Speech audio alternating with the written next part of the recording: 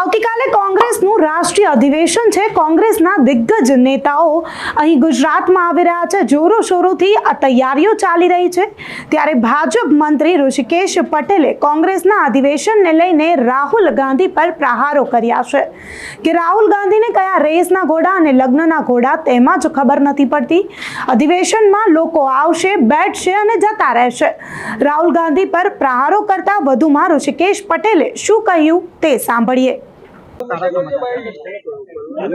જ 2-3 દિવસ પહેલા એટલે લગભગ શુક્રવાર હોય કાં તો શનિવાર આરોગ્યના કર્મચારીઓ સાથે બેઠક થઈ હતી। એ લોકો મળવા પણ આવ્યા હતા અને એમને આખી વાગ અને વિગતથી એમને વિસ્તૃત સમજણ આપી હતી કે આમાં થોડો સમય લાગી શકે એમ છે। દરેક બાબતો તમે માગો અને સીધી સરકાર આપી દે એવું ના બને। એની અંદર એ તમારી માંગણીઓ પરત્વે સરકારનું સમગ્ર સરકારના અધિકારીઓ સાથે વિચાર કર્યા પછી એ નિર્ણય લઈ શકાય। એટલે એમને તરત જ એ વાતમાં સંમત થયા અને કહ્યું કે અમે અમારી પાછી ખેંચીએ છીએ, પરંતુ આપ સરકારશ્રી તરફથી આ બાબતનું યોગ્ય નિરાકરણ આવે અથવા તો વિચારી અને અમારી સાથે એક બેઠક થાય એવી એમને માગણી કરી હતી। અને આપણે કહ્યું કે સરકાર પણ તમારી માગણીઓ પરત્વે યોગ્ય સકારાત્મક અને જેટલું શક્ય હોય એ બાબતમાં વિચારી શકે। તો કોંગ્રેસનું 2 દિવસનું અધિવેશન છે, રાહુલ ગાંધી પણ આવશે, શું કહેશો? રાહુલ ગાંધી ગુજરાતમાં અધિવેશન કરે કે દિલ્હીમાં અધિવેશન કરે, ગમે ત્યાં અધિવેશન કરે, કંઈ ફરક પડવાનો નથી ને। ગુજરાતમાં તો એના મૂળિયા જ ઉખડી ગયેલા છે। કોંગ્રેસ જેવું ગુજરાતમાં કંઈ બચ્યું નથી અને ખુદ રાહુલ ગાંધીજીને કહેવું પડે કે અહીંયા 2 પ્રકારના ઘોડા છે અને સ્ટેટમેન્ટ આપ્યા પછી પણ આટલા દિવસ પછી એ બાબતનો કોઈ નિર્ણય ના લઈ શકાતો હોય। કારણ કે કોને ઘોડા ગણવા અને કોંગ્રેસમાં કોને ગધેડા ગણવા એમના માટે જ એક ઇસ્યુ છે। એટલે જરા આ તો ઠીક છે, હવે અહીંયા આવ્યા અને બેસશે અને જોશે આખું એમનું જે આખી મિટિંગ પત્યા પછી તમારું પણ રિપોર્ટિંગ શું આવે જોજો। મેં કહ્યું કે ઘોડા ને ગધેડા જ ઓળખવા મુશ્કેલી પડે એવું છે। સવાલ આજે વિશ્વ આરોગ્ય દિવસ છે, યુવાનોમાં ખાસ કરીને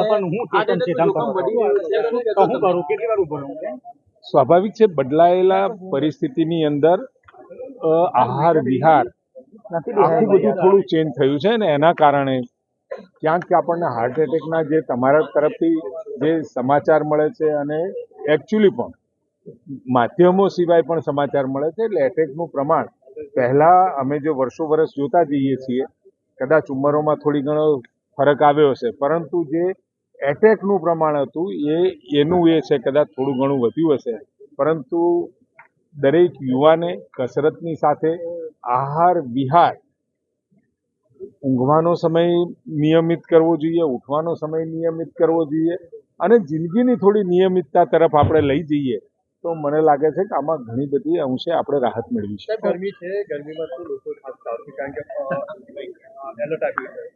ગરમીની અંદર અમારા આરોગ્ય વિભાગ તરફથી અને કેટલી સમાજસેવી સંસ્થાઓ તરફથી સમય અંતરે આ ગરમીથી બચવા માટે અને ઘણી જગ્યાએ તો સમાજસેવી સંસ્થાઓ જ્યાં તડકો હોય ને જ્યાં રાહદારી પસાર થતા હોય ત્યાં પણ પોતાની સેવાઓ આપતા હોય, એટલે વખતો વખત આની એડવાઇઝરી આપણે જાહેર પણ કરતા હોઈએ છીએ કે 1 થી 4નો સમય વધારે પાણી પીવું વગેરે ઘણી બધા વિષયો અવેરનેસના સ્વરૂપમાં આપણે આરોગ્ય વિભાગ દ્વારા આખા ગુજરાતમાં આપતા જોઈએ। તો એક બાજુ કોંગ્રેસના રાષ્ટ્રીય અધિવેશનને લઈને કોંગ્રેસ નેતાઓનો જોમ અને જુસ્સામાં વધારો થઈ રહ્યો છે, બીજી બાજુ ઋષિકેશ પટેલ આ અધિવેશનને વખોડી રહ્યા છે અને કહી રહ્યા છે અનેક નેતાઓ આવશે, બેઠશે અને જતા રહેશે, પરંતુ કોંગ્રેસમાં કોઈ પણ ફરક આવશે નહીં।